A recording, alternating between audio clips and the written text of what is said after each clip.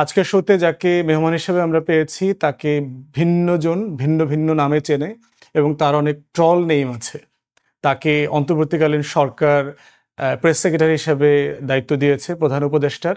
কেউ কেউ তাকে মনে করে তিনি আসলে অনেক উপদেষ্টার থেকেও বেশি ক্ষমতাবান। তার বক্তব্যের ব্যাপারে সমালোচনা হচ্ছে, কেউ বোধ করছেন যে তিনি আসলে প্রেস সেক্রেটারির বাইরে গিয়েও অনেক পলিটিক্যাল বিষয়ে কথা বলেন, যেই বক্তব্যগুলো আসলে মন্ত্রণালয়ের অথবা উপদেষ্টাদের অথবা ওনার ব্যক্তিগত মত, যেটা উনি রাষ্ট্র আকারে অন্তর্বর্তীকালীন সরকারের উপরে চাপিয়ে দিচ্ছেন। এই ধরনের একটা আলোচিত সমালোচিত রাজনৈতিক অরাজনৈতিক পেশাদার সাংবাদিক যে মানুষটা, সেই মানুষটার নাম হচ্ছে শফিকুল আলম। শফিক ভাই, স্বাগত জানাচ্ছি। Thank you. আপনি কি অন্তর্বর্তীকালীন সরকারের প্রধান উপদেষ্টার প্রেস সেক্রেটারি না আসলে উপদেষ্টা? না, আমি প্রেস সেক্রেটারি। কিন্তু আপনার ব্যাপারে তাহলে সবাই মনে করে কেন যে আপনি আসলে অনেক পাওয়ারফুল, অনেক উপদেষ্টার থেকেও বেশি পাওয়ারফুল? এটার কারণ হচ্ছে যে আমাদের যে আসলে আগে যে প্রেস সেক্রেটারি পোস্টটা ছিল সেটা কোনোদিন অ্যাসার্টিভ কোনো পোস্ট ছিল না। যারা প্রেস সেক্রেটারি আসতেন তাদের কাজটা ছিল মূলত তাদেরকে আসলে রিওয়ার্ড দেওয়া হতো যে আপনি এই পার্টির সাথে আপনি ক্লোজ একজন পুনর্বাসন কাইন্ড অফ। হ্যাঁ, পুনর্বাসন। আর আমার এই কাজটা যেটা হয়েছে যে এই গভর্নমেন্ট আসার পরে প্রফেসর ইউনূস মনে করলেন যে তার প্রেস সেক্রেটারি হবে হচ্ছে বাইরের ওয়েস্টার্ন একটা ন্যাশনে যেমন প্রেস সেক্রেটারি, হ্যাঁ, বা কমিউনিকেশন ডিরেক্টর, আপনি হোয়াইট হাউসের যেমন প্রেস সেক্রেটারি। এখন আমাকে অনেকে বলেন যে আপনি তো চিফ অ্যাডভাইজার প্রেস সেক্রেটারি, আপনি অন্যান্য মন্ত্রণালয়ের কথাও বলেন। কিন্তু যেটা হয় যে অন্তর্বর্তীকালীন সরকারের অনেক কথা আমাকে বলতে হয়। এই জন্য আপনি যদি হোয়াইট হাউসের প্রেস সেক্রেটারি দেখেন, সে কিন্তু ট্রাম্পের কথা বলে না, সে ট্রাম্প অ্যাডমিনিস্ট্রেশনের কথা বলে। তার ডিফেন্স, তার ফরেন মিনিস্ট্রি, তার শিপিং ইস্যু বা তার কমার্স ইস্যু, এভরিথিং সে বলে। তা আমাদের এই যেটা হয়েছে যে আমরা অনেকটা সেন্ট্রালাইজ করাতে এবং আমরা অলমোস্ট প্রতিদিনই প্রেস কনফারেন্স করি, মানে সপ্তাহে 3 দিন মিনিমাম, তার চেয়েও বেশি হয়। এবং ওইগুলো যখন কোশ্চেনগুলো আসে তখন শুধুমাত্র চিফ অ্যাডভাইজার অফিসই না, বাইরে যেমন চিরাং পোর্ট নিয়ে কোশ্চেন আসে, তাই আমার তো চিরাং পোর্ট নিয়ে কথা বলতে হয়। কিন্তু এই চিরাং পোর্টের ইস্যুটা তো আসলে বেসিক্যালি শিপিং মিনিস্ট্রির ইস্যু। মানে তাহলে কি আপনার অন্তর্বর্তীকালীন সরকারের আলোচনাটা হচ্ছে না কেন যে যার যার মন্ত্রণালয়ের স্পোকসপারসন এটার কারণ হচ্ছে প্রফেসর ইউনূসের যে ড্রিমগুলো, উনি যে সংস্কারের যে ভাবনা, সেই ভাবনা তো সবগুলোকে নিয়েই। আমি তার সংস্কারের কথাগুলো তো বলছি। ওনার সংস্কারের ভাবনা হচ্ছে চিরাং পোর্টটাকে উনি আধুনিক করবেন। চিরাং পোর্টের যে টার্মিনাল ব্যবস্থাপনা, এটা একটা ওয়ার্ল্ডের one of the first class হবে।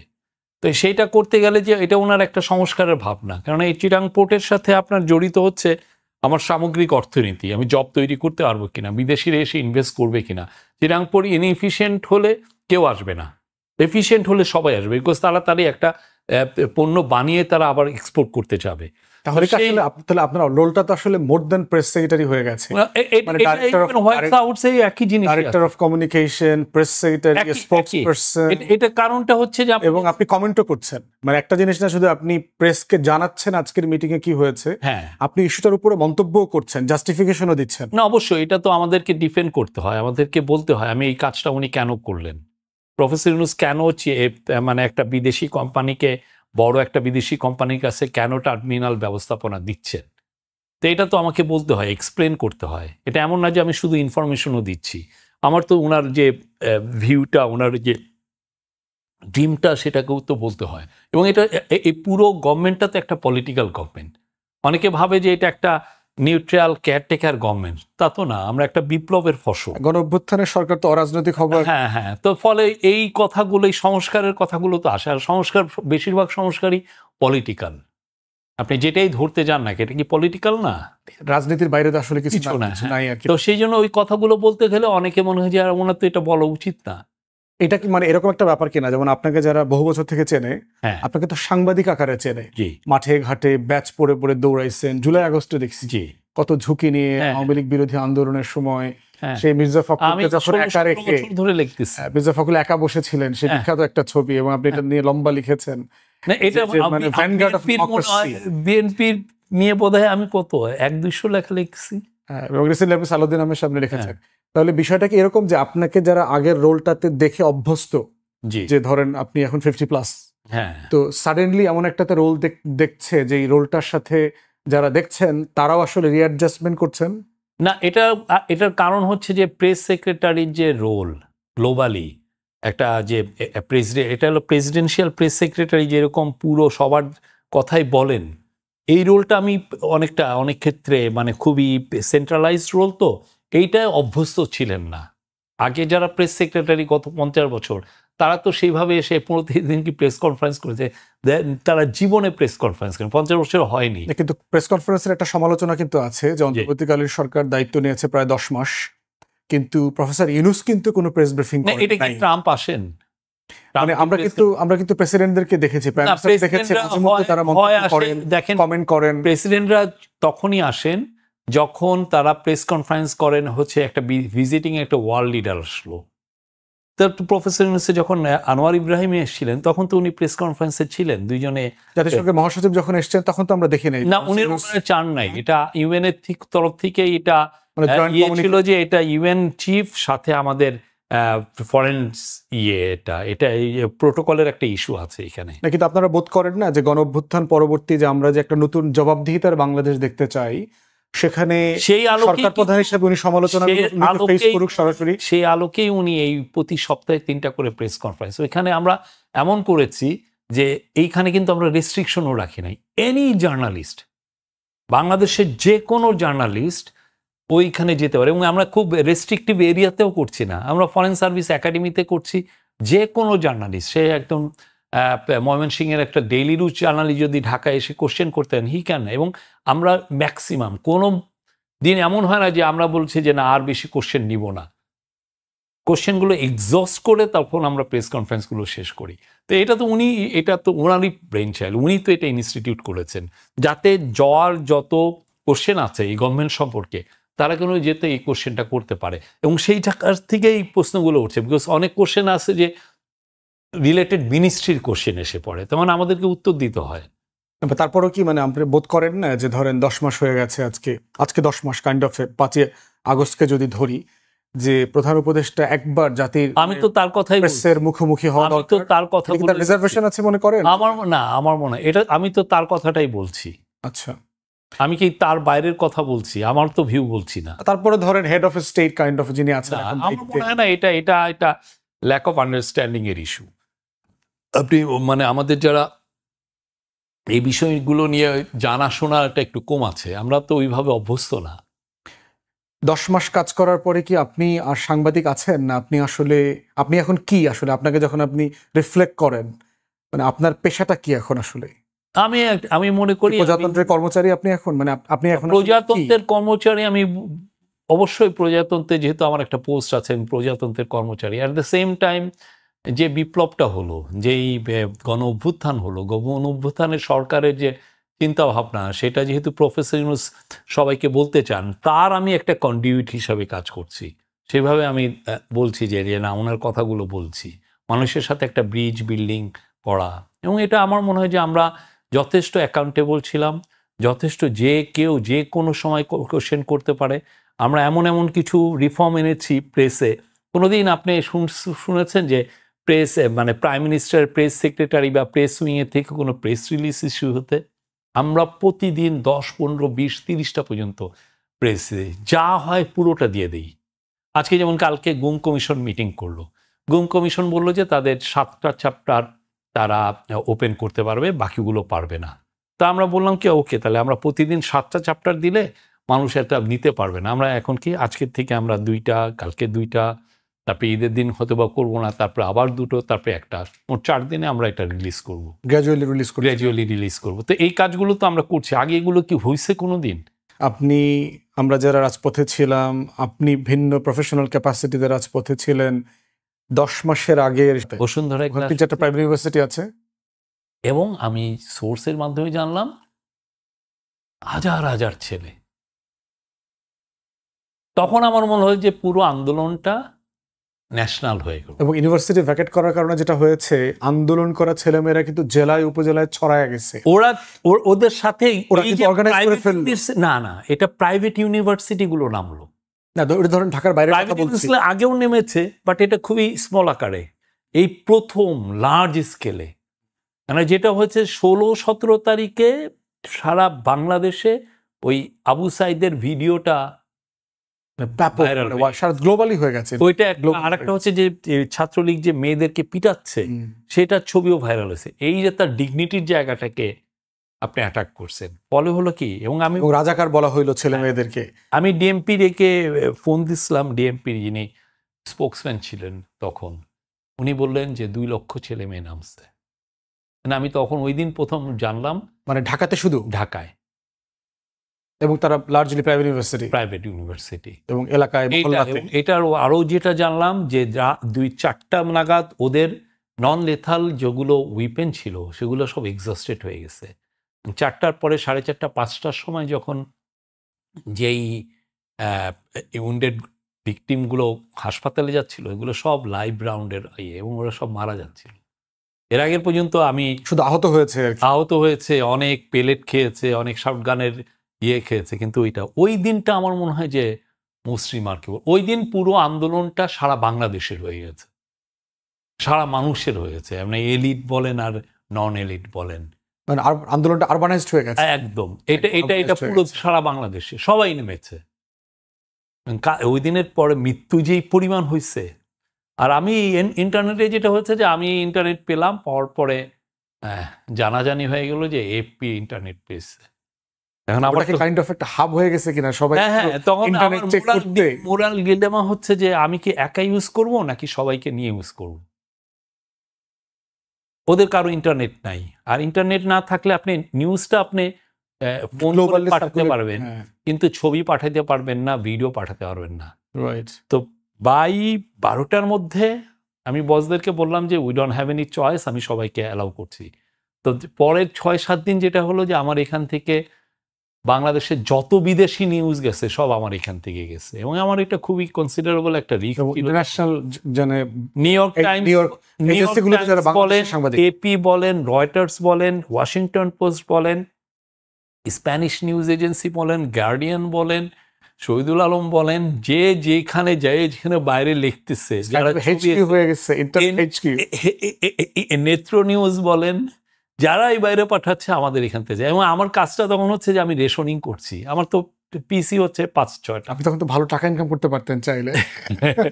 আমি সবাই বলছি তুমি 10 মিনিটের বেশি পাঠা, কারণ আরেকজন এসে সেও পাঠাবে, এমন ওকে আমার 5 জনের অফিস সিকিউরিটি থ্রেটও হয়ে গেছে ভয়াবহ। এই লোকগুলো যারা আসতেছে তারাও আবার যে আবার আরাফাতকে বলছে যে উনি কিন্তু এই কাজটা করছে, ওটাও বলেছে। হ্যাঁ, তখন কি আপনি কোনো হুমকি শিকার হয়েছে? আমি যেটা শুনছি, আমাকে বিবিসিতে সাউথ এশিয়ার যে চিফ ছিল তখন, সে আমারে বলছে যে আরাফাত তাকে বলছে যে এপিস যেটা করতেছে এপিকে আমরা দেখবো, শাটডাউন করে দেবো। হ্যাঁ, সিমিলারলি ওই থ্রেটটা তানভীর ভাইকেও এটা বলছে, আল জাজিরার তানভীর ভাই ওনাকে সাক্ষাৎকার নিতে গেছিলেন। তো ভয়টা কাজ করে নাই তখন। তো আজকে এই 10 মাস পেরিয়ে এসে আপনার জায়গা থেকে আপনার পারফরমেন্স কিভাবে দেখেন, অথবা অন্তর্বর্তীকালীন সরকারকে আসলে আপনি কতটুকু রিপ্রেজেন্ট করতে পেরেছেন? আমার মনে হয় যে আমার কাজটা কি মেসেজিং করা, আমরা কি করছি সেটা মানুষজন জানে। আমি মনে করি যে আমরা যে কাজগুলো করছি সেই কাজগুলো আমরা কি মানুষকে বলতে পারছি কিনা, আমরা ভালো মতো বলতে পারছি। এবং গিভেন দ্য সিচুয়েশন যে প্রেস অনেক ক্ষেত্রেই হোস্টাইল, সেই হোস্টাইল একটা প্রেসকে আমি নেগোশিয়েট করে, ফ্রিডম অফ প্রেসটাকে ইনশিওর করে, আমি কাউকে তো থ্রেট দিতে পারি না, সে আগের জায়গায় তো যেতে পারে না, এই তুমি এই নিউজটা কেন করলা। সেই জায়গাটাকে সামনে রেখে আমরা আমাদের যতগুলো মেসেজ, আমরা কি করছি, প্রফেসর ইউনূসের এই বিষয়ে সংস্কার ভাবনাটা কি, বা উনি এটা নিয়ে কি ভাবছেন বা কি করছেন, প্রত্যেকটা জিনিস আমি মনে করি যে ভালোভাবে আমরা দিতে পেরেছি। সেটা নিয়ে অনেক কোশ্চেন হতে পারে, অনেক সময় আমার কোশ্চেন কথা অনেকে ভাবছেন যে এটা কি পলিটিক্যাল কথা নয়, কিন্তু দেখেন এই গভর্নমেন্টটা তো পলিটিক্যাল একটা গভর্নমেন্ট, ঠিক না? এটা যেমন ধরেন আমার আওয়ামী লীগের অপকর্মর কথা তো আমার বলতে হয়, আমি তো নিউট্রাল কিছু না। আওয়ামী লীগের ক্ষেত্রে অন্তত আমাদের যা যা ওরা করেছে সেটা আমি বলবো না। হাসিনা পালানোর খবরটা কি আপনি আমি প্রথম ব্রেক করেছেন বলে, বাট যমুনার ফুটেজটা সবচেয়ে বেশি দেখা হয়েছে আর কি, যে মানুষ দেখছে যে প্লেনে করে না, তারও আগে আরো 1 ঘন্টা আগে ব্রেকআউটের জায়গাটা একটু বলেন, মানে আপনি কিভাবে খবর পেলেন, অথবা আমি হাসিনার ওই ইনার সার্কেলে আমার সোর্স ছিল, একটা সোর্স খুবই স্ট্রং ছিল, তাকে জিজ্ঞেস করলাম, সে বললো যে উনি কিন্তু চলে গেছে মনে হয় বলাতে আমি আর এগোতে পারছি। মানে সেটা কখন? 5 তারিখে? 5 তারিখ 12:30 পৌনে 1টার দিকে। আচ্ছা, তখন সেনাবাহিনীর প্রধান বক্তব্য দেন নাই? না না তো আড়াইটা আমি তিনটা- আমি বলছি তো আমি ওনাতে শুনলাম, শোনার পরে আমি আমার বসদের কাছে ওরা বলছে হাসিনা চলে গেছে, আবার বলছে মনে হয়, আবার আমি ফোন দিলাম, উনি ওইবার ফোন দিলেন না, তারপরে 2-3 বার ট্রাই করার পর আবার দিলেন, এবার উনি ডেফিনেটলি বলছেন যে না, শি হ্যাজ লেফট। হ্যাঁ, কোথায়? ইন্ডিয়াতে, ইন্ডিয়ার দিকেই চলে গেছে। আর তখন কি অলরেডি বিমানে উঠে গেছে, না, চলে অলরেডি রওনা দিয়ে দিচ্ছে মানে 12:30 গণভবন থেকে বের হয়ে গেছে? হ্যাঁ হ্যাঁ একটা। তারপরে আমি আরো ডিটেল জানলাম, সে বললো যে তাদের কাছে ইনফরমেশন আসলো যে উত্তরার থেকে 4-5 লোক ছেলেমেয়েরা আসতেছে, প্রোটেস্টাররা, একটা কলাম অফ পিপল, আর এই শনি রাখলে এইখান থেকে 3-3.5 লাখ। এবং মিরপুরের একটা কলাম।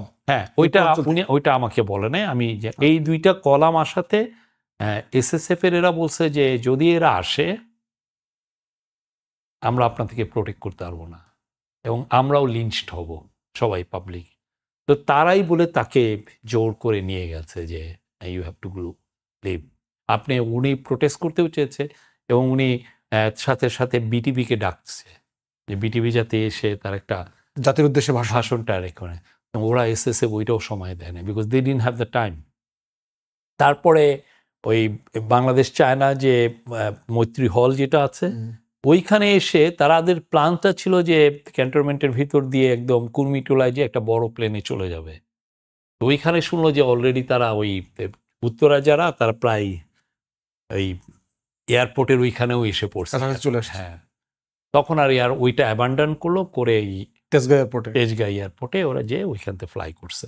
কিন্তু কথা হচ্ছে আমার এটা হচ্ছে সিঙ্গেল সোর্স ছিল, এটা একটা আমাদের একটা সমস্যা, নিউজ ব্রেকআউট করা। হ্যাঁ, এবং উনি আবার অ্যানোনিমাস থাকতে চাচ্ছেন, উনি নামটা বলবেন না।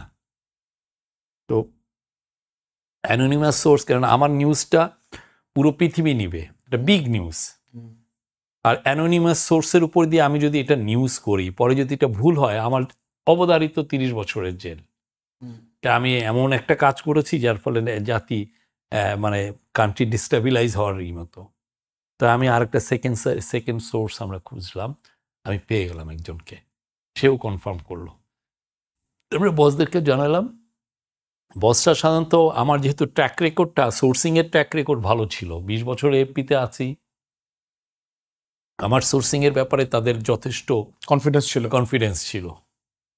আমি বললাম, ওরা 10 মিনিট ভাবলো, ওরাও একটা ইন্টারন্যাশনাল কনফারেন্স করলো, 1:15 দিকে আমরা ফার্স্ট দিলাম যে চলে গেছে, সাথে সাথে বাংলাদেশের সবাই নিয়ে নিল। ওরাও একটু ওয়েট করছে, 1:30টার মধ্যে সবাই নিয়ে নিছে। আর এদিক দিয়ে আমি সুরাত এরা যাচ্ছি, এরা পড়তেছি, হ্যাঁ, নিউজ যেন মানে সত্য হয়। এটা আমার মানুষজন সেলিব্রেট করতেছে আশেপাশে, কিন্তু আমার এদিক দিয়ে হচ্ছে, আমার নিউজটা আবার অনেকে ফোন দিচ্ছে ঢাকার থেকে, এই টিভি ওই টিভি, ভাই আপনি এটা দিচ্ছেন, এটা সত্য তো, আপনার সোর্সটা কি, অনেকে জানতে চাচ্ছে। আমি তো সোর্স রিভিল করব না। ঠিক 2টার দিকে আর্মির থেকে একটা বিটিভিতে একটা গেছে যে আর্মি চিফ জাতির উদ্দেশ্যে ভাষণ দিবেন। তখন আমি বুঝলাম যে শি হ্যাজ গান। আমার তখন তাহলে ওই যে আপনার একটা ফুটেজ আমরা প্রচুর দেখেছি যে বিমানে উঠতেছে, গাড়ি থেকে নেমে, যে ফুটেজটা, এই ফুটেজটা আসলে কোন সময়টার? মানে এটা আমার মনে হয়, যেহেতু আপনি বলছেন আপনি 12টা 12টা আপনি জেনে গেছেন, 1:15 দিকে। আচ্ছা,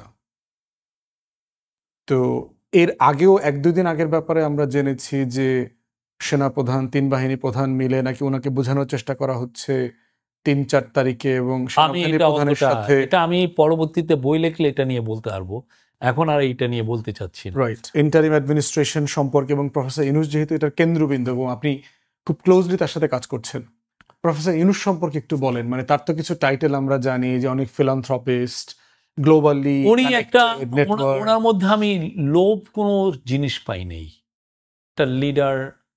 আমি তো দূরে ছিলাম, ওনাকে আমি আগে বাইরের থেকে দেখেছি। উনি আমার জার্নালিজমের সাথে পরিচিত ছিলেন বলে উনি আমাকে ইনভাইট করেছেন যে to be part of his administration. আমি এসে ওনার মধ্যে কোনো ধরনের, এবং উনি অসম্ভব একটা মানে কষ্ট করতে পারেন, খাটতে পারেন, মানে সারাদিন ধরে, বয়সের তুলনায় ডিসপ্রপোর্শনেটলি পরিশ্রমী মানুষ। একদমই, ওনার মানে একটা হালকা রসাত্মক যে আলাপ করবে সেটা না, সারাক্ষণই কাজ, এই মিনিস্ট্রির কাজ, ওই মিনিস্ট্রির কাজ, এই বিষয়ে কি হলো, ওইটার ফলো আপ করো। কোনোদিন মনে হয় না, ইভেন আমরা যখন বাইরে যাই সকালের থেকে 9টার থেকেই সাধারণত মিটিং দেওয়া শুরু হয়ে যায়, কোনো দিন 8:30 8টাও হয়। দিয়ে তারপরে যদি দেখা যায় যে আধা ঘন্টা একটু ব্রেকের টাইম, উনি চেষ্টা করেন যে ওই সময় আর একটা মিটিং সেট আপ করা যায় কিনা আশেপাশে এমন ইয়ে। তো ওনার আমি কোনোদিন এটা দেখি না। আর খুবই জাতির প্রতি ভাবনা, মানুষের বিশেষ করে গরিব মানুষকে নিয়ে ওনার ভাবনা, এটা অ্যামেজিং। তারপরে হচ্ছে যে যেমন ধরেন ওনার কোনো প্রাইভেট কোনো অ্যাসেট নাই, ইভেন একটা গাড়িরও মালিক না। এই যে গ্রামীণের যে হাজার গ্রামীণের একটারও কোটি টাকা ট্রাস্ট, এক এই যে ওনার ফ্যামিলিকে নাকি বিভিন্ন জায়গাতে ট্রাস্টের সম্পত্তি বানিয়ে এটা নিয়ে দিয়েছেন, এরকম এই যে কথাগুলো ওনার যতগুলো গ্রামীণ প্রতিষ্ঠান আছে কোনোটাই ওনার একটা শেয়ার নাই, কোনোটার কোনো ওনারশিপ ওনার নাই, এগুলো সব ট্রাস্ট। কিন্তু এই যে অনেকগুলো বিষয় রিসেন্টলি লেখালেখি হচ্ছে, উনি আসার পরেই ওনার কোনো 500 কোটি টাকা কর রেয়াত নিয়েছে, সেগুলো আপনি লাইসেন্স সংস্থানের লাইসেন্স নিয়েছেন রিক্রুট করবে, এগুলো আগে অ্যাপ্লিকেশন গুলো ছিল, হাসিনার আমলের অ্যাপ্লিকেশন গুলো ছিল। মানে এগুলো কোনোটাই 10 মাসে আবেদন করে না সুবিধা নিয়ে না না না না। আর ওনার তো প্রাইভেটলি তো উনি বেনিফিটেড হচ্ছেন না কোনোটাতেই। যেমন ধরেন উনি গ্রামীণ এমপ্লয়মেন্ট, সেটা 2009 সালে উনি সৌদি আরব গিয়েছিলেন।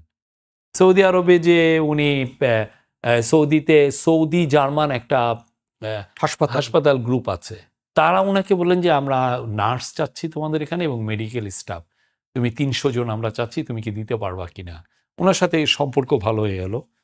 তো উনি আসলেন, এসে যেটা করলেন যে এটা করতে হলে তো ইউনিট রিক্রুটমেন্ট লাইসেন্স, উনি ওইটা লাইসেন্সের জন্য ওই যে গ্রামীণ এমপ্লয়মেন্ট করলেন, করে এটা অ্যাপ্লিকেশন করলেন। কিন্তু ওই তো অ্যাপ্লিকেশন ওইখানেই ফ্রোজেন, কারণ সে হাসিনার আমল, হাসিনা তাকে দেখতে পারে না। তো আপনি দেখেন ওই সময় যদি 2009 ওই অ্যাপ্লিকেশনটা হতো, আমি ওদের গ্রামীণ এমপ্লয়মেন্টের এদের সাথে কথা বলেছি, তারা বলে মিনিমাম 10,000 ছেলে মেয়েকে আমরা পাঠাতে পারতাম সৌদি আরবে, শুধু নার্স হিসেবে, নার্স বা মেডিকেল প্রফেশনাল হিসেবে আর কি। হ্যাঁ, এবং এটা skill job, high paid job এবং উইদাউট এনি খরচ।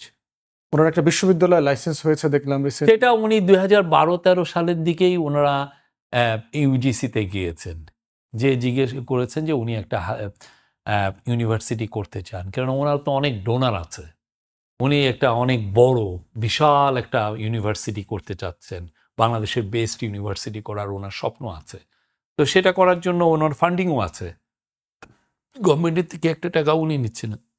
কিন্তু ইউজিসিতে যখন ওনারা লোকরা গেলেন, তাকে নিরুৎসাহ, না আপনার এটা দিবে না কেউ, সরি। এবং সে আলোকে উনি 2013 না 14-তে উনি ওই গ্রামীণ যে ইউনিভার্সিটি, তারা 200-300 বিঘা জমিও কিনে রেখেছে, সরকারি জমি না, প্রাইভেট ইয়ের থেকে এই পূর্বাচলে।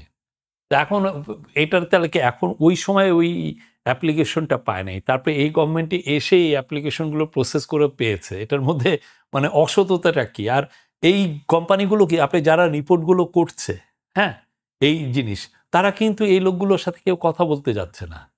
আপনার গ্রামীণ এমপ্লয়মেন্টে যান, যে জিজ্ঞেস বক্তব্য নেন, বা গ্রামীণ ইয়েতে যান, ওইখানে আপনার দেখেন যে কোনো ধরনের কোনো ইনফ্লুয়েন্স করছে কিনা। আর আরেকটা কথা হচ্ছে, উনি তো পার্সোনালি কোনোখান থেকে বেনিফিট নিচ্ছেন না, এগুলা সব ট্রাস্ট, ওই যে আর্টিকেল সেকশন 28-এর মাধ্যমে কোম্পানির লয়ের। এবং একটা জায়গাতে পড়েছি যে ওনার পৈতৃক সূত্রে যে জমি টমি পেয়েছেন, এগুলো নাকি উনি দান করে দিয়েছেন। ওনার কোনো প্রাইভেট প্রপার্টি নেই, এবং ওনার মেয়ে যে 2জন মেয়ে আছে, তাদেরকে উনি কিছু দিয়ে যান নাই। আমি আপনাকে রেকর্ড দিয়ে বলতে পারি যে ইভেন একটা গাড়িও ওনার নাই। আর উনি খুবই তো একটা খুবই নির্লোভ নির্মোহ একটা লাইফ লিড করেন। ওনার যে একটা ভালো কাপড়ের প্রতি ফ্যাসিনেশন আছে তা না। যেমন আমরা বলি, আমরা ইয়েতে কাতারের থেকে ডিসাইড করা হলো যে আমরা ইয়েতে যাব, কি যেন এই রোমে পোপ ফ্রান্সিসের ফিউনারালে উনি ইনভাইট পেয়েছেন, উনি পোপ ফ্রান্সিস, আপনাদের স্কেজুয়াল ছিল না সম্ভবত, হুট করে আপনারা ইয়ে করেছেন আর কি। তো এখন ওইখানে যে যাবে, গেলে ওনার যেটা হয়েছে যে ওনার গ্রামীণ চেকের কাপড় পরে, ওনার কালো কাপড় নেই। কালো কাপড়টা কই পাওয়া যায়? আমরা গিয়ে মার্কেটে পাঠানো হলো, মার্কেটে যায় দেখে প্রিন্স কোটগুলো আছে, যেগুলো ওই যে টিউনিকের মতো প্রিন্স কোট, বাট এগুলো যদি হাই $5-6 হাজার করে, তো সেটা তো উনি পড়বে না। তো বরং যেটা হলো যে আমরা একটা আর ওই থান কাপড়ের মতো কালো একটা কাপড় কিনে একটা পাঞ্জাবির মতো কুর্তা বানানো হলো। ওইটা ওখানে তখন বানানো হয়েছে? হ্যাঁ, ওইখানে বানানো হয়েছে। আচ্ছা, এটা এই সাউথ এশিয়ারই একজন টেইলার বানাই দিচ্ছে। টেলার বানায় দিচ্ছে, এবং সব মিলে খরচ বাংলাদেশি টাকায় 5,000 টাকাও না। আচ্ছা, আমরা ওইটা মানে খুব মানে সারপ্রাইজিং দেখছি। নরমালি তাকে তো এই রঙের কাপড়ে হ্যাঁ, আমরা কখনো দেখিনি। আপনাকেও দেখছি আপনি কালো স্যুট পরা হ্যাঁ, ছিলেন। না, আমার ফরচুনেটলি একটা কালো ইয়ে ছিল। হ্যাঁ, ওনার তো ওইটা নাই। তবে তো এখন সফরে গেলে মানে প্রস্তুতি নিয়ে যাইতে হবে, যদি কেউ মারা যায় তাহলে তো একটা কালো কাপড় রাখতে হবে সাথে করে আর কি। না, এটা মানে উনি তো ইচ্ছা করে সরকারি কফার থেকে ধরেন $5,000 দিয়ে একটা খুব ভালো একটা পশ একটা ইয়ে এবং রাষ্ট্রের তো বরাদ্দ আছে এগুলো করবার জন্য, রাষ্ট্রের বরাদ্দ আছে। উনি বাংলাদেশে উনি তো এটা উনি ওই যে ইয়ে, আমি বললাম তো ওনার এই জায়গাটায় আমি ইউনিক, আমি ওনাকে যা দেখেছি। আর একটা হচ্ছে যে আমি অনেক লোকের সাথে মিশেছি যারা মানে যে লোকটা একটা পাবলিক পার্সোনা, যেটা খুব ভালো ইয়ে, কয়দিন পরে যখন আপনি ভিতরে যে মিশেন তখন বুঝেন যে না, এই লোকটা হিপোক্রেট মনে হয়। যে না, তার কথা বাইরে থেকে তো ভালো মনে হচ্ছে, বাইরে এসে যেই তার সে যেভাবে ক্রাফটিং করে তার পিআর ইমেজটা, তার ভিতরের ইমেজটা খুবই কদর্য।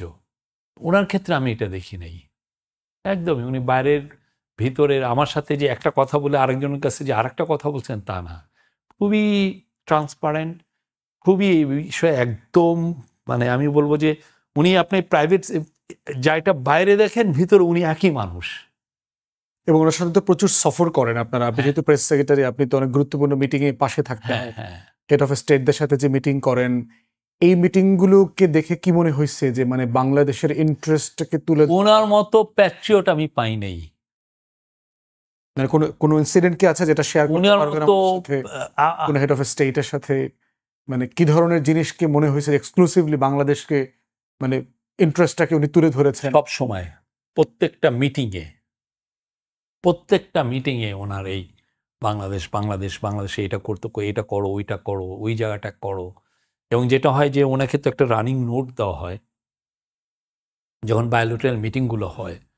তো উনি যেটা করেন যে রানিং নোটটা তো পড়ছেনই, আপনি যখন যাবেন এটা তো একটা খুবই স্ট্রাকচার্ড একটা মিটিং হয়। ওই স্ট্রাকচার মিটিংয়ের মধ্যেও উনি জিনিসটাকে পার্সোনালাইজ করে ফেলেন। ওইটা থাকে, তাতে হয় কি হৃদ্যতাটা বেড়ে যায়। তখন উনি বলতে পারেন, শি জিনপিংকে বলতেছেন যে তুমি কিন্তু তোমার ইনভেস্টরদেরকে বাংলাদেশে পাঠাবা। মানে মানে দাবি, হ্যাঁ, দরদ, হ্যাঁ, বা একটা বিদেশি এলে তুমি কিন্তু এটা করবে। আমি একটা উদাহরণ দিই। তার সাথে তো আগেও তার পরিচয় ছিল। হ্যাঁ, মানে Xi Jinping head of state না, যখন ফুজিয়ান প্রভিন্সের উনি গভর্নর ছিলেন তখন মাইক্রো ক্রেডিট নিয়ে কাজ করেছিলেন। ফলে উনি প্রফেসর ইউনূসকে চিনেন। 2009 সালে ওনাদের দেখা হয়েছে। ঠিক তেমনি আপনাকে নিউ ইয়র্কে আমরা আসি। নিউ ইয়র্কে যেটা হচ্ছে যে প্রফেসর ইউনূস আমাদের হঠাৎ করে, আমরা যখন এই গভর্নমেন্টটা আসলো দেখা গেলো যে আমরা অনেকের লোন পেমেন্ট করতে পারছি না। ফার্টিলাইজারের টাকা দিতে গেলে এলএনজির টাকা দেওয়া যায় না। মানে আপনার তো রিজার্ভের অবস্থা খুব খারাপ, ব্রোকেন ইকোনমি ছিল। হ্যাঁ, তো ওই জায়গায় we need like a massive infusion of cash বা ইয়ে। তখন এটা দেখা যাচ্ছে আমরা আইএমএফ এর সাথে কথা বলতেছে, আইএমএফ বলতেছে যে না, তারা তো যেভাবে টাকা দিবে এটা 2-3 মাস 4 মাস লেগে যাবে। ওয়ার্ল্ড ব্যাংকের সাথে কথা বলতেছেন উনি যে তুমি আমার খুব দ্রুত কিছু টাকা লাগবে।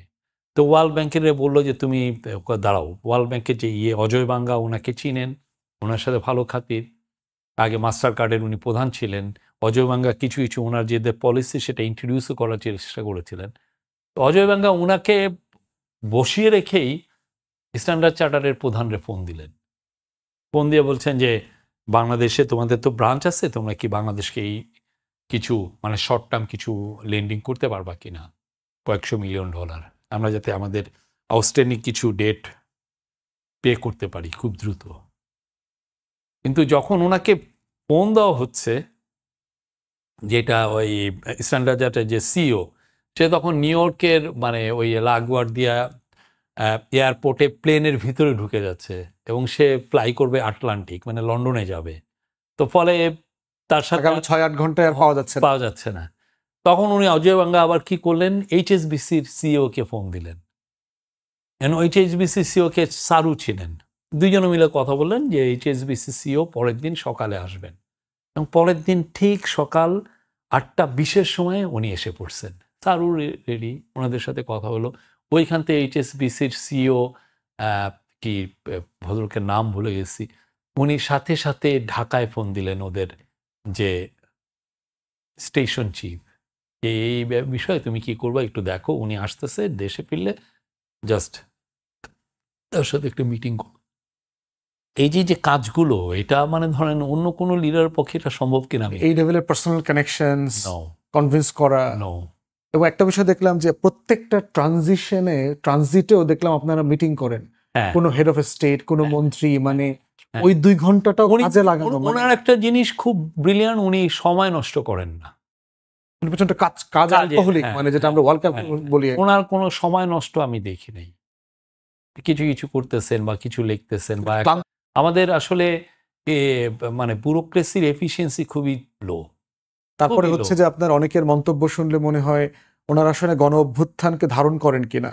না, সেটা তো আপনার মনে হয় একটা দুইটা দিয়ে তো আমি যে ক্যাবিনেট মিটিংগুলো তো আমি থাকি, প্রত্যেকটা তো দেখি, অবশ্য ওনারা ধারণ করেন, চেঞ্জ আনতে চান, মানুষের মঙ্গলের জন্য যা যা করা দরকার করতে চান। কথা হচ্ছে যে আপনি যেই মেশিনারি দিয়ে কাজ করবেন, যে মেশিনটা আপনার হয়ে কাজ করবে, যাকে দিয়ে আপনি মোটরটা ঘুরাবেন, সেই মেশিনটা তো রাস্টি, সেই মোটরটা তো খুবই ইনএফিশিয়েন্ট একটা মেশিন।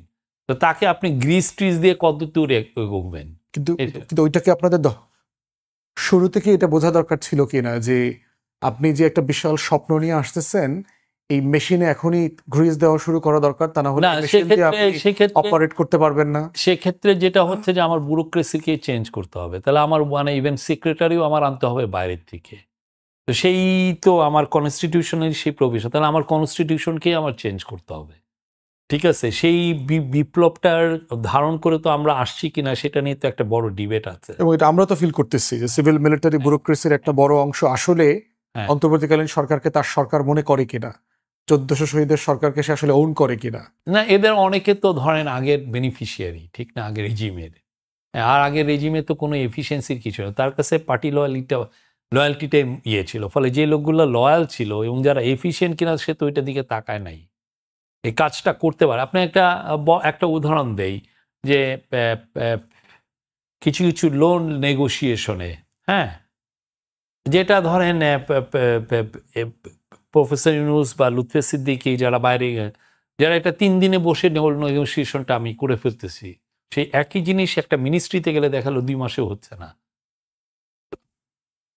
মানে এটা একান্তই মানে আমাদের প্রফেশনালিজমের সমস্যা। এটা একান্ত, এটা যে কেউ আসবে, যারাই আসবে, যেই ক্ষমতায় আসবে, হি উইল ফেস ইট। তো সেক্ষেত্রে এটাকে অ্যাড্রেস উনি অ্যাড্রেস করতে চাচ্ছেন হলো ডেডলাইন দিয়ে দিচ্ছেন, আমি চিরাং পোর্টের efficiency 22 September you have to do it. কীভাবে করবো আমি জানি না, বা উনি নিজে করে দেখাচ্ছেন যে দিস ইজ দ্য ওয়ে, আমি তোমাকে এই দিলাম, এই লেয়ার তুমি করবা, এটার করবা। এবং আমি মনে করি যে মানে আমাদের 10 মাসে যে অ্যাচিভমেন্ট, আমি মনে করি এটা স্টুপেন্ডাস। বিশেষ করে ইকোনমি যদি আপনি দেখেন, the way it came back, মানে এক্সপোর্টের গ্রোথ দেখেন, আপনার ম্যাক্রো ইকোনমিক স্ট্যাবিলিটি দেখেন, ইনফ্লেশনটা ডিক্লাইনিং, মার্জিনাল হলেও ডিক্লাইনিং, এটা এমন না যে উঠছে।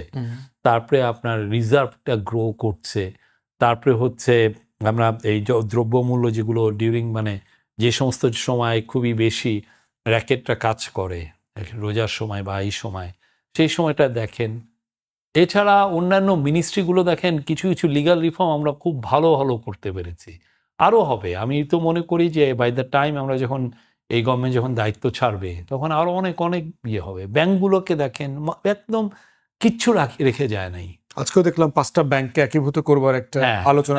এছাড়া উপায় তো নাই, আমার তো বাঁচাতে হবে, আমার তো যারা ওইখানে টাকাটা রাখলো তার ডিপোজিটরি ইন্টারেস্টটা তো আমাকে এনশিওর করতে হবে। আপনারা যখন সরকারের ভিতর থেকে নিজেদেরকে দেখেন যে আমরা তো আসলে অনেক কাজ করতেছি, অনেক উপদেষ্টা বলেছে আমরা মধ্যরাত পর্যন্ত কাজ করি, ঘুমাইতে পারছি না, ফেসবুক দেখি না, আর বাহির থেকে যখন আমরা যারা রাজনৈতিক কর্মী আছি আমরা যখন বলছি যে নির্বাচন দেন, ডেডলাইন দেন, আপনি আমাদের তখন কি আপনারা একটা ওয়াল বোধ করেন যে আসলে আপনারা একটা সিনার্জি নাই, মানে রাস্তা এবং গভর্নেন্স দুইটা একসাথে মিলে কাজ করছে না, এরকম ফিল করেন? ফ্রাস্ট্রেশন লাগে? না, আমার মনে হয় যে আপনাদের এই কথা বলাগুলো জারি থাকা উচিত, না হলে আমরা তো কমপ্লাসেন্ট হয়ে যাই।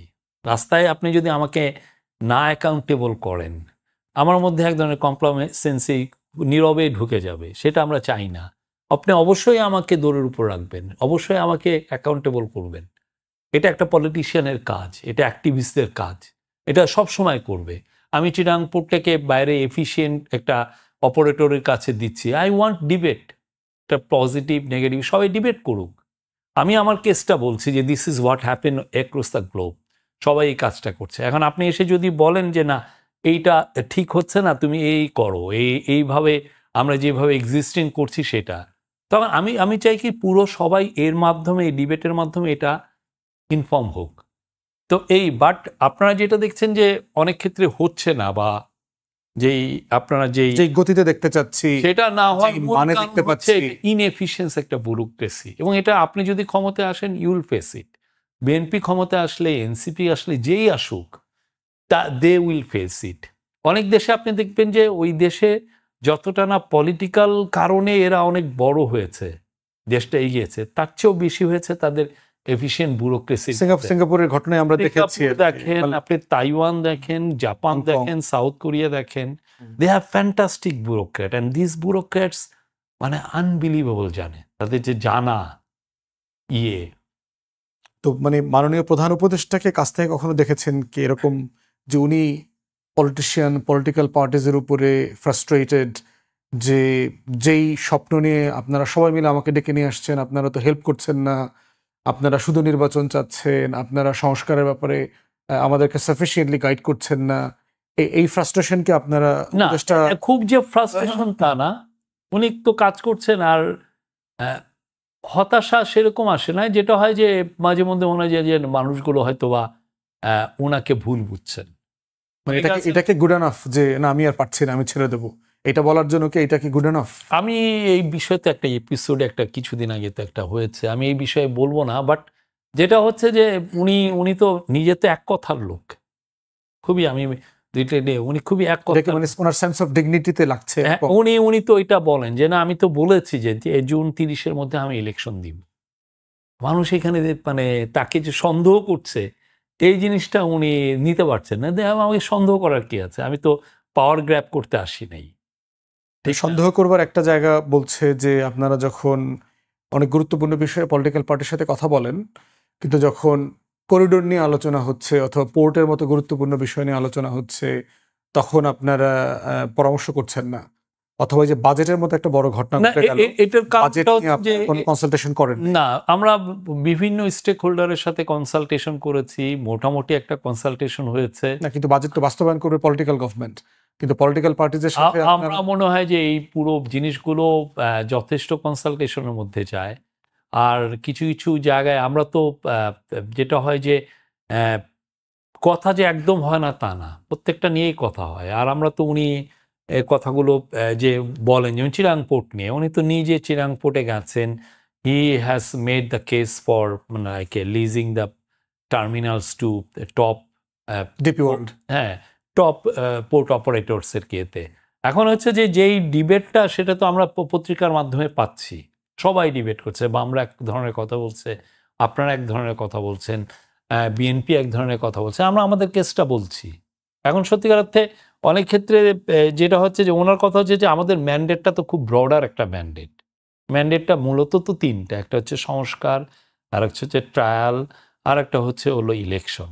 এখন সংস্কারের মধ্যে তো এগুলো পড়ে, আপনি ইকোনমিক সংস্কার করতে গেলে আপনার চিটাং পোর্টে হাত দিতে হবে, এবং এটা তো সম্ভবত বিনিয়োগ সম্মেলন করবার পরে আপনারা আরো বেশি টের পাচ্ছেন, কারণ যারা প্রসপেক্টিভ ইনভেস্টার্স তাদের চ্যালেঞ্জগুলো তো নিয়ে কথা বলতে, আপনি লজিস্টিক্যাল চ্যালেঞ্জ না ওভারকাম করে কেউ বড় হতে পারেনি। সেটা ভিয়েতনাম বলেন, সিঙ্গাপুর বলেন, মালয়েশিয়া বলেন, আপনি একটা কোম্পানি সেক্ষেত্রে একটা কনসালটেশন প্রসেসে আসলে কি বিষয়টা পরবর্তী তো আমরা, উনি তো এটা বলছেন, উনি কিন্তু এইটা পুরো পাবলিকলি মিটিং এ বলছেন, তারপরে তো আমরা তো কথাগুলো পাচ্ছি, আপনারা সবাই তো কমেন্ট করছেন, আমরা তো দেখছি। এবং আমার মনে হয় যে এই জায়গাগুলোতে উনি যে রিফর্মটা করছেন, আপনি তো একটা ব্রডার ম্যান্ডেট দিয়েইছেন ওনাকে, আর উনি তো এমন কিছু না যে এই কাজটা করার কারণে দেশটা পিছিয়ে যাবে।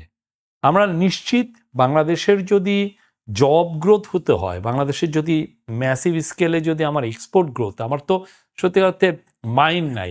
অনেক পৃথিবীতে কান্ট্রিগুলো বড় লোক হয় কিভাবে?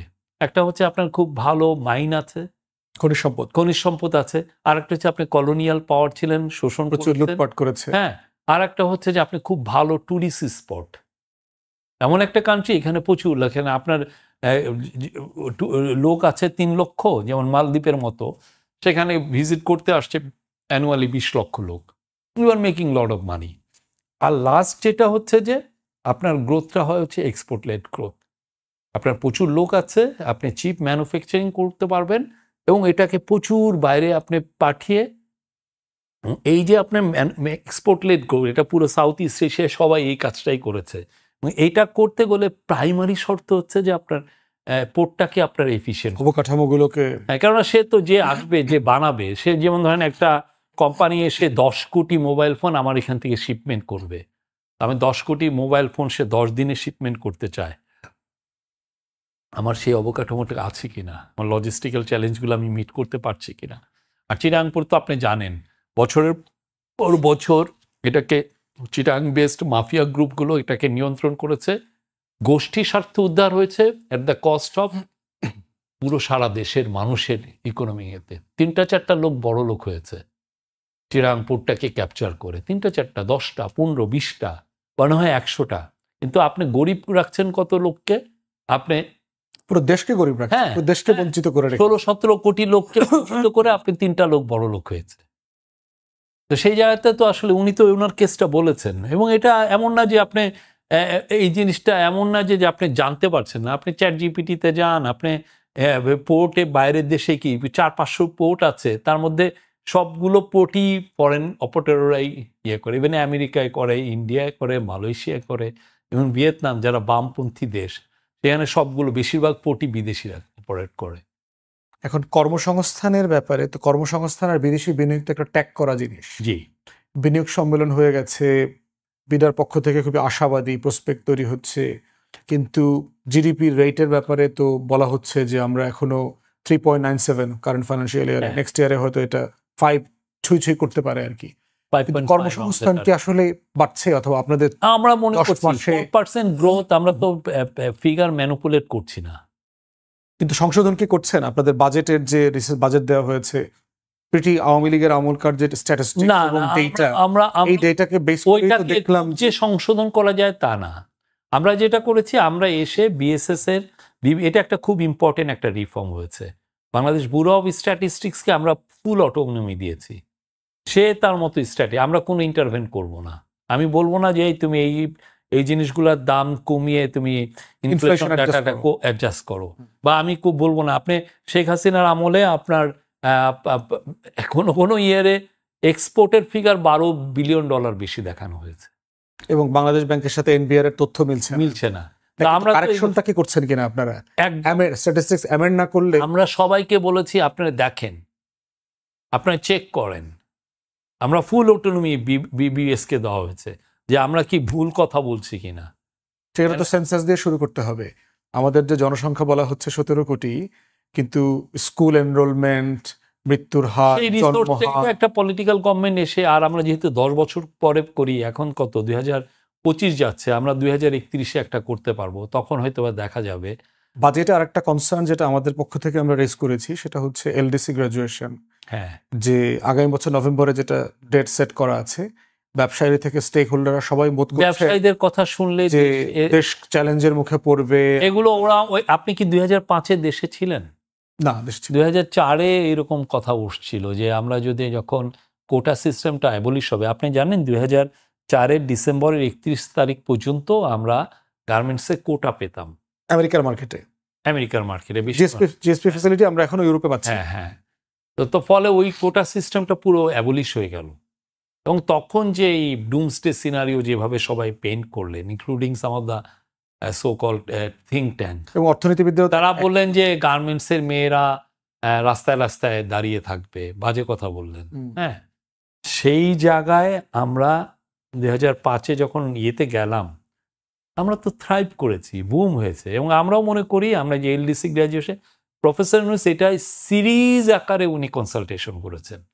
কিন্তু যেই আওয়ামী আমলের তথ্যের উপরে ভিত্তি করে পরিসংখ্যান ব্যুরো ওগুলো আমরা দেখেছি, মানে মানে ফ্র্যাকচার, আমরা ওগুলো প্রত্যেকটা জিনিস দেখেছি। এবং আমি আপনাকে বলতে পারি, উনি তো একজন টপ ইকোনমিস্ট, আমি এটা বলতে পারি উই উইল বেনিফিট। তারপরে যে আমাদের $2800 মাথাপিছু আয়, মানে এটা তো প্র্যাকটিক্যালি মানে মানে জীবনযাত্রা দেখে তো মনে হচ্ছে না আর কি, এটা তো এখন লুটেরা একটা অলিগার্কি। আমি তো পিছনে আমি ইন্টারপোলেট করে আমি যে এটাকে অ্যাডজাস্ট করব, এটা অনেক ক্ষেত্রে ডিফিকাল্ট হয়ে যায়। 1-2 বছর পুরনোটা করা যায়, আপনি চুরিটা করেছেন 2009-10 দিকে, 11 দিকে, ওই ডাটাকে নিয়ে টান দিলে তো হয় না, ওইটা অ্যাডজাস্ট করা যায়। তারপরে আপনি চিন্তা করেন একটা ব্রোকেন ইকোনমি, যার আপনি ব্যুরোক্রেসির কথা বলেছেন, আপনার ইনএফিশিয়েন্ট ব্যুরোক্রেসি, আপনার দেশ ডিজিটালাইজেশন হয় নাই, এইরকম একটা বাস্তবতায় আপনি যে লেভেলের রিফর্ম করে এলডিসিতে যাওয়া উচিত চ্যালেঞ্জ ফেস করবার জন্য, আমরা মনে করি আমরা টেক অফে আছি এবং আমরা এটা কি সাসপেন্ড এটা নিয়ে আমি সময় বাড়ানো দরকার কিনা। নিউ ইয়র্কে ওনার এটা বিগ মিটিং ছিল, একে সিরিজ আকারে উনি মিটিং করেছেন। ড্যাভোসে উনি এটা নিয়ে সিরিজ আকারে মিটিং করেছেন। এটা নিয়ে আমাদের ইনসাইট ইন্টারনাল কনসালটেশন অনেক সিরিজ আকারে হয়েছে, এবং দেন আমরা এই ডিসিশনে হয়েছে যে okay let's go for it. মানে কিন্তু চ্যালেঞ্জগুলো ফেস কিভাবে করবেন, যে একটা প্রথাগত বাজেট চ্যালেঞ্জ ফেস করার আমাদের অনেকগুলো টুলস আছে, এবং ওইটার জন্য কাজও হচ্ছে। আমরা প্রফেসর ইউনূসের message to the people, don't worry, trust us, it is like আমাদের ইজি স্মুথ একটা ল্যান্ডিং হবে, নো ওয়ারিস। আর একটা বিষয় হচ্ছে মিডিয়া একটা বড় চ্যালেঞ্জের ব্যাপার আমরা দেখতে পাচ্ছি আর কি, যেহেতু আপনারা ফ্রিডম অফ এক্সপ্রেশন এবং গণমাধ্যমের স্বাধীনতায় বিশ্বাস করেন, ডিজিটাল সিকিউরিটি অ্যাক্ট দিয়ে অত্যাচার নির্যাতন করার কোনো প্র্যাকটিস আপনারা করতে চান না, কিন্তু প্রোপাগান্ডা যেটা হচ্ছে এটা তো আপনার অন্তর্বর্তীকালীন সরকার ফেস করতে পারছে বলে মনে হচ্ছে না। এইখানে প্রেস ইউনিটের একটা কম্পিটেন্সের ঘাটতি আছে কিনা? না, এইটার জন্য এটা হচ্ছে কি, এই ডিবেটটা আমাদের সোসাইটিতে খুব স্ট্রংলি আসা উচিত। আমি প্রেস ফ্রিডমকে আমি ফুললি দিচ্ছি। হ্যাঁ, অনেকে অনেক কথা বলে যে এই যা সাংবাদিকদের এগেনস্টে কেস হয়েছে, কিন্তু আমরা বলতে পারি গভর্নমেন্টের যে মেশিনারি, যেটাকে দিয়ে সে রিপ্রেস করে, ফ্রিডম অফ প্রেসকে সে মাজল করে, আমরা কোনো মেশিনারি ইউজ করছি না, না এটা অ্যাডমিনিস্ট্রেটিভ ওয়েতে, না লিগাল টুল দিয়ে, না সিকিউরিটি এজেন্সিগুলোকে ইউজ করে, কোনোটা দিয়ে আমরা করছি না।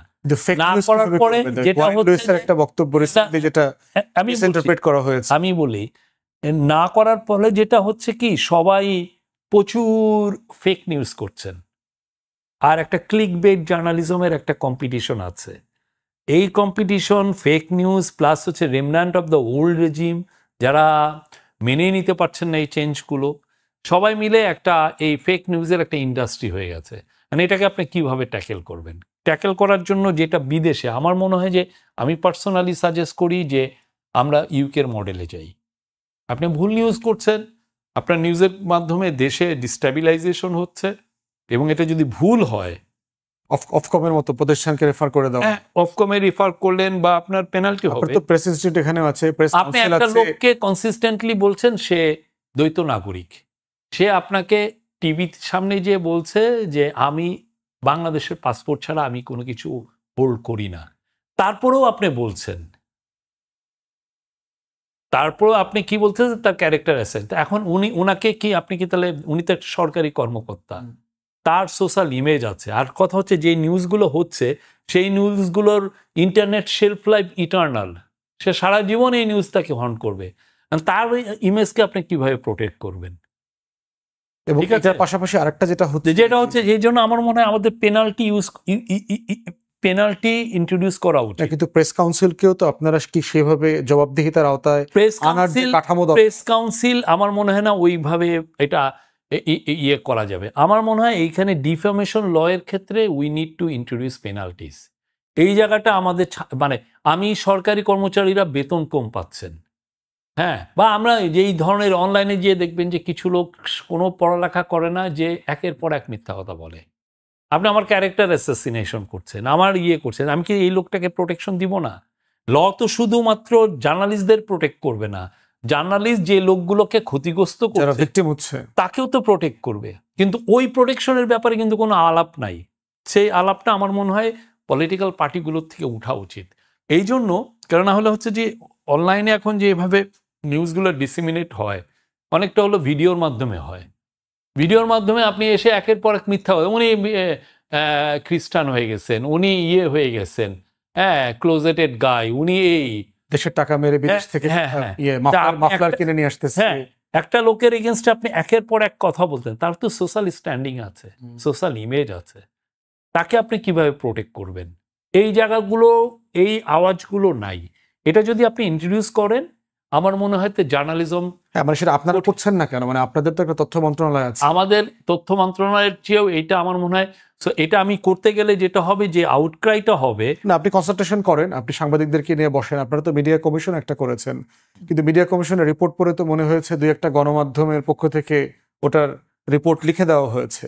খুব ওয়াইড রেঞ্জের মিডিয়া কনসালটেশন হয়েছে। জানি না, বাট আমি পার্সোনালি মনে করি আমরা ইদানিং এটাই, কেননা আমরা কালকে দেখেন সকালে আমরা একটা মিথ্যা নিউজ পেলাম, রাত্রে, এবং গোয়েন লুইসের বক্তব্যটাই তো মানে আপনি ট্রান্সলেশনও জানেন না। মানে রীতিমতো আমি ইংলিশটা শুনি তো আমি সারপ্রাইজড হয়েছি যে আপনি ট্রান্সলেশন জানেন না, এবং যারা এটা করছে তারা বোধারও করছে না যে এটাকে রিমুভ করতে হবে অনলাইন থেকে। এবং আপনি যে রিগ্রেট করবেন, আপনি যে সরি বলবেন যেটা আমার এটা ভুল হয়েছে, এর সরিও বলছে না। এবং আরেকটা জিনিস আমরা কনসিস্টেন্টলি দেখতে পাচ্ছি যে ইন্ডিয়ান মিসইনফরমেশন ডিসইনফরমেশন ক্যাম্পেইন, এবং আমরা বারবার ফিল করেছি যে অন্তর্বর্তীকালীন সরকার এটাকে মানে মানে কোহেরেন্টলি ইন্টারন্যাশনালি মানে ফেস করার যে এফোর্ট, এটার ঘাটতি আমরা দেখেছি, পার্টিকুলারলি ইন ইংলিশ। এবং প্রচুর ডিপ্লোম্যাটরা আমাকে পার্সোনালি বলেছে যে বাহির থেকে, যার দেশ থেকে তারা যখন বাংলাদেশকে গুগল করে, প্রত্যেকটা নিউজ সাইট আসে হচ্ছে ইন্ডিয়ান সাইট। বাংলাদেশ থেকে তারা কোনো ইনফরমেশন, এটা হচ্ছে ওই যে গুগলের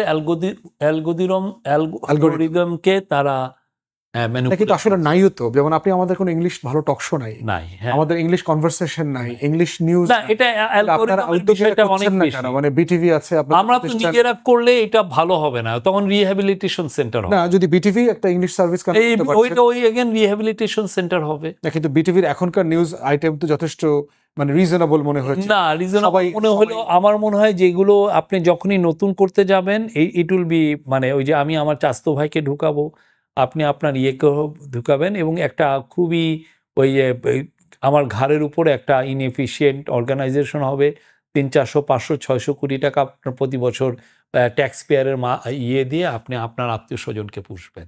এগুলো হচ্ছে আমার মনে হয় যে লেট প্রাইভেট সেক্টর এটা সামনে আসুক, তারা করুক।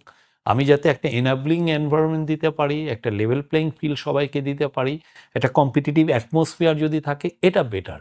আমি পার্সোনালি মনে করি সরকারি এই কাজগুলো এরা করতে পারছে না। আপনি বিএসএস দেখেন না, পুরো ডাম্পিং গ্রাউন্ড করে রেখেছে। এই জার্নালিস্ট লিডার ছিলেন, তার ছেলেকে ঢুকিয়ে গেছে, তার মেয়েকে ঢুকিয়ে গেছে, তার চাচতো ভাইকে ঢুকিয়ে, যাদের আসলে কোথাও চাকরি ছিল না তাকে। একটা স্টেট নিউজ এজেন্সি তো একটা সংবেদনশীল প্রতিষ্ঠান, সে যে নিউজগুলো করবে সেই নিউজটা রিফ্লেক্ট হবে হচ্ছে সরকারের কথা, ন্যাশনাল উইল। হ্যাঁ, তো সেইটা রিফ্লেকশন, ওইটা রিফ্লেক্ট করার মতো ওই ট্যালেন্টেড ছেলেই নেই, বিকজ সবই তো ডাম্পিং গ্রাউন্ডের ফসল। 20, 30, 40 বছর ধরে যে ডাম্পিংটা হয়েছে তারাই এখন এসে লিড করছেন। এখন আমরা আলোচনাতে যেটা দেখতে পাচ্ছি যে ডিসেম্বর থেকে মার্চ এপ্রিল নাগাদ সম্ভবত নির্বাচনের একটা গণদাবি, অথবা ইভেন অন্তর্বর্তীকালীন সরকারও হয়তো এটা বিবেচনা করতে পারে, যেহেতু মে জুনটা আবহাওয়াটা বৈরী থাকবে। তো যদি ধরেন মার্চ এপ্রিলে নির্বাচন হয়ে যায়, মার্চ এপ্রিলে শফিকুল আলমকে আমরা কি বলবো? সাবেক প্রেস সেক্রেটারি, না জাতীয় সংসদ সদস্য, উপদেষ্টা? মানে মানে আপনি 2026-এর মে জুনে আপনি কোথায় দেখছেন? আগে আমি প্রচুর লিখতাম, প্রতিদিন 1, 2, 3 হাজার ওয়ার্ড লিখতাম। সামনে আমার দিনগুলোতে মনে হয় যে ঘরে বসে সারাদিন যদি লিখতে পারি, বিশেষ করে প্রফেসর ইউনূসের সাথে আমার দিনগুলো, এই পুরো 1-1.5 বছর যতদিনই আমরা অন্তর্বর্তীকালীন সরকারের 2 বছর 1.5 বছর এটা তো। আর এই বর্তমান সময় রাতে বাসায় গিয়ে কি ফিল করে যে মানে ভুল করেছি, ঠিক হয় না, এটা আমার আশা, এটা কেন করলাম না, ওইটা কেন করলাম না?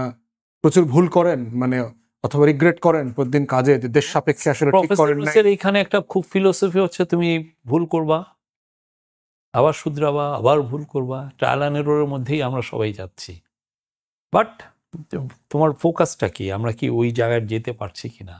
এবং সেটা কি মনে হয়েছে অন্তর্বর্তীকালীন সরকার কালেকটিভলি, লার্জলি, মোটা দাগে 24-এর গণ অভ্যুত্থানকে ধারণ করেই কাজ করছে? আমার মনে হয় আমাদের চ্যালেঞ্জগুলো আমরা অনেক বেশি অ্যাওয়ার্ড ছিলাম না, এখন এসে আমরা আরো বেশি অ্যাওয়ার্ড হচ্ছি যে চ্যালেঞ্জগুলো অনেক টাফ, বা ব্যুরোক্রেসি বা পলিটিক্যাল অ্যাক্টরগুলো তাদের ইচ্ছার সাথে আমাকে বাহির থেকে রাষ্ট্রকে দেখা আর রাষ্ট্রের ভিতরে থেকে এটা tough। রাষ্ট্রকে দেখা, হ্যাঁ হ্যাঁ, এই জায়গাটাতে। এইটা। এনিওয়ে, শফিক ভাই, আপনি লম্বা সময় দিলেন আমাদেরকে, আমরা অনেক কৃতজ্ঞ। Thank you. প্রিয় দর্শক, শ্রোতা, ভাই বোনেরা, আপনারা এতক্ষণ ধরে শুনছিলেন অন্তর্বর্তীকালীন সরকারের প্রধান উপদেষ্টার মহোদয়ের প্রেস সেক্রেটারি শফিকুল আলম ভাই।